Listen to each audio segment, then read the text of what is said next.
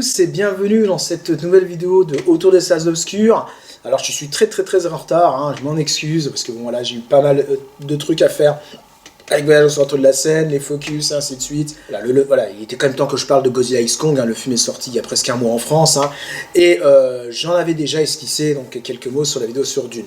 Alors Godzilla X Kong, bon, pour ceux voilà, qui ne sauraient pas, c'est le 5e épisode du Monstroverse, hein, qui a été entamé en 2014 par la Warner avec le Godzilla de Gareth Edwards.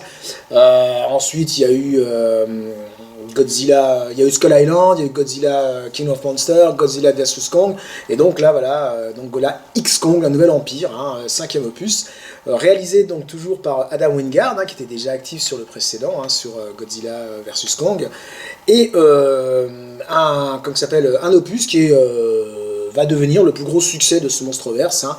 Là il en est à 558,5 millions de dollars de recettes, le record c'était 558 pour le tout premier Godzilla. Alors en dollars constants, évidemment, c'est-à-dire qu'en termes de billets vendus, le premier Godzilla du Monstroverse, on a vendu beaucoup plus. Voilà. Alors, Godzilla X Kong, c'est quoi? C'est un film popcorn par excellence, hein. C'est pas un chef-d'œuvre, évidemment.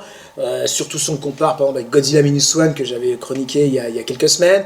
Mais voilà, c'est un film qui se prend pas pour ce qu'il est, hein. C'est un bon divertissement, c'est spectaculaire, c'est bien réalisé, hein, même si on est finalement proche du dessin animé, tellement qu'il y a d'images de synthèse là-dedans.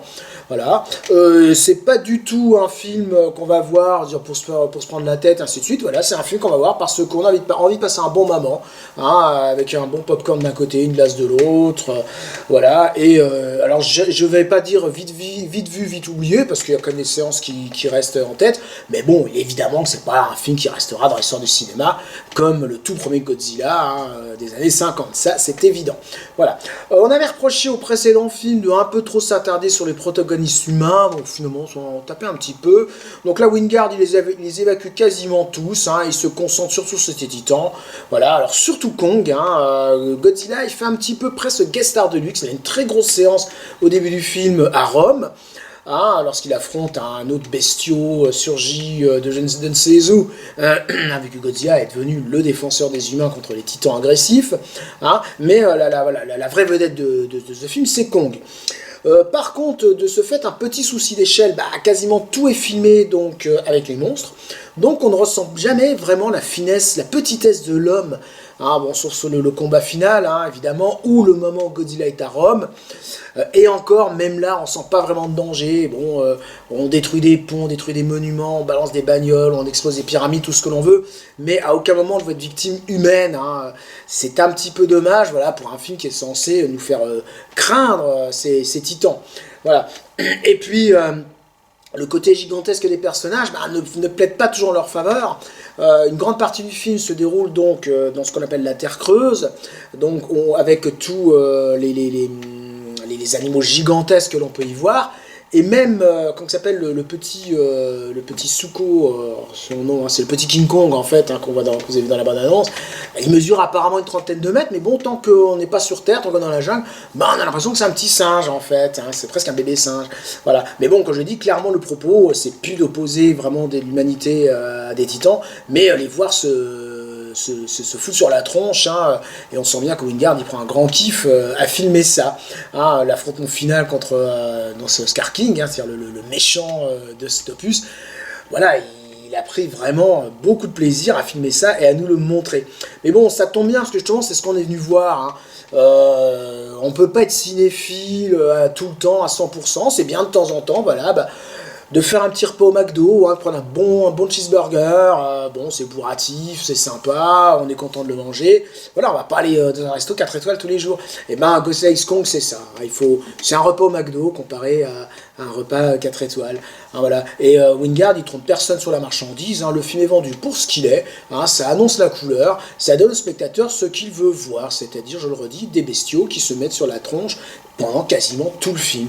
Alors, on veut du spectaculaire, on a du spectaculaire. Alors c'est sûr, on peut faire des films de kaiju avec de vrais personnages humains, bon, comme Godzilla Minus One que je citais tout à l'heure, ou dans une moindre mesure Pacific Rim, hein, de Guillermo del Toro, où là on avait également des robots géants qui affrontaient des kaiju, mais il y avait tout un arrière-plan humain qui à mon sens était plutôt intéressant. Même le Godzilla de Roland Emmerich qui est très décrié, finalement, on s'intéresse tout autant à la destinée des personnages, à la journaliste qui veut servir de Godzilla pour faire un scoop, aux scientifiques qui un petit peu voilà, à côté de la plaque, à l'armée qui voilà, qui l'est vraiment, enfin voilà.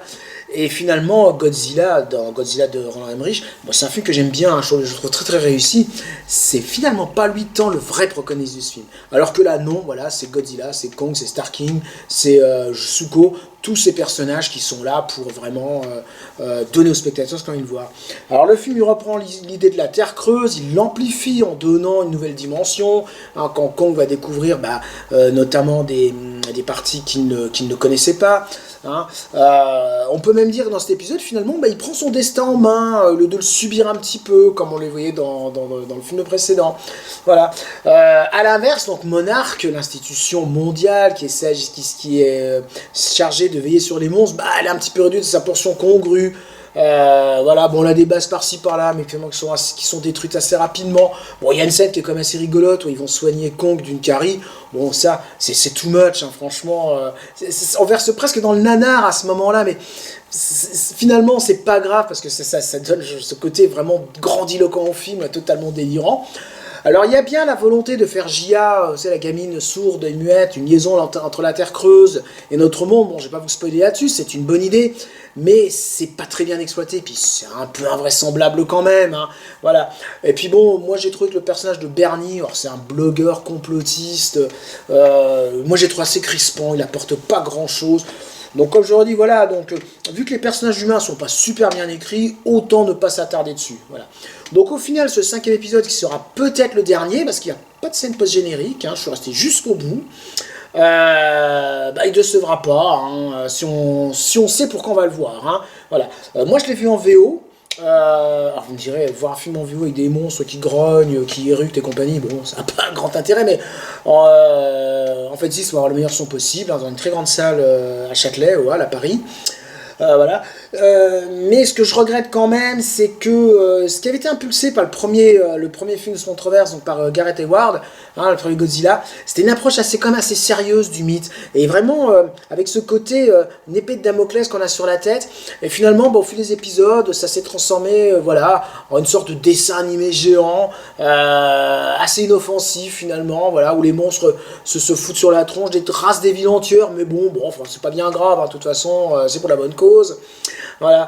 Et je redis surtout sur la mémoire Godzilla Minus One, hein, Godzilla Minus One qui vraiment me renfonce de 100 coudées ce monstroverse. Mais c'est pas la même approche, c'est pas la même volonté, et ainsi de suite. Voilà. Mais je répète, cette approche elle est voulue par le studio, hein, la Warner, s'est dit, voilà, on va partir dans cette idée-là. Ça a été validé par le public parce que les films marchent plutôt bien. Hein. Si on prend les 387 millions pour King of Monsters, mais qui était sorti en pleine pandémie, ils ont tous dépassé les 500 millions, ce qui est quand même pas mal, hein, pour des films voilà, sans vraie vedette humaine, entre guillemets. Hein, voilà. Et puis de toute façon, je vois pas l'intérêt de descendre de tel blockbuster en disant oui, c'est de la merde, c'est des films pour ados, c'est ceci, c'est cela. Je veux dire, l'offre du cinéma elle est suffisamment vaste en ce moment, il y a plein de trucs à aller voir. Hein, et tout le temps, de toute façon, il y a toujours plein de choses à aller voir. On peut voir des drames intimistes, on peut voir des films de science-fiction. Il y a le nouveau Mad Max qui va arriver. Il y a la nouvelle Planète des Singes. Il y a Civil War que j'aurais bien voulu aller voir et que malheureusement, j'ai pas pu y aller. Il y a, comme ça s'appelle, un petit truc en plus, une comédie française qui cartonne, que c'est pas pareil. Enfin, il y a plein de choses. Donc, laissez-nous, voilà, kiffer ces films bourrins, ces blockbusters décérébrés, comme on dit, pour parler poliment. Moi, ça me suffit quand j'ai envie de passer un moment cool. Voilà, j'aime bien passer ce genre de moment au cinéma. Voilà, on se vide la tête, on passe un moment sympathique, on ressort, on est content, on a la banane, voilà, il n'y a pas de souci. Hein, voilà, donc je le redis, donc Godzilla X Kong, c'est un bon blockbuster, c'est un bon divertissement, c'est un film vraiment sympa, c'est pas le chef de l'année, évidemment, il y a 50 millions de films qui vont sortir, qui seront largement dessus, ça c'est évident, mais je le dis, moi je préfère franchement voir un film comme ça, qui se prend pas la tête, plutôt qu'un film qui se prend pour qui n'est pas, qui veut intellectualiser tout son propos, qui dit regardez comme je suis intelligent, comme je suis cela, qui propose un scénario qui finalement n'est pas fini, avec des réponses pas claires, ainsi de suite. Voilà, je préfère franchement ce genre de Godzilla à pas mal de films que j'ai pu voir récemment. Voilà. Donc la prochaine vidéo, donc je l'espère, ça sera sur le Nouveau Royaume, hein, de la Planète des Singes. Peut-être Civil War si j'arrive à le voir, mais bon, il n'est plus trop à l'affiche dans les Vosges. Hein. Et puis une vidéo qui est en préparation depuis longtemps sur les films 2023, mais que j'ai aimé, que j'ai pas pu parler à leur sortie. Hein, ça sera pour la semaine prochaine. Et je vais également revenir sur pas mal de trucs en vidéo que j'ai découvert là récemment, parce que je n'ai pas pu les voir, ou revenir sur les grands classiques. Voilà, donc la chaîne va un petit peu évoluer à ce moment-là. C'est vrai qu'aller au cinéma, c'est un peu compliqué en ce moment, du fait de mon emploi du temps et ainsi de suite. Le prix et encore, on a sur Épinal, on a la chance d'avoir un cinéma qui est pas trop cher, hein, voilà. Mais c'est sûr que je comprends le fait que les places du cinéma étant de plus en plus chères, le public s'y rend de moins en moins. Ça, à mon sens, c'est tout à fait compréhensible. Mais bon, c'est comme ça. Voilà. Allez, salut.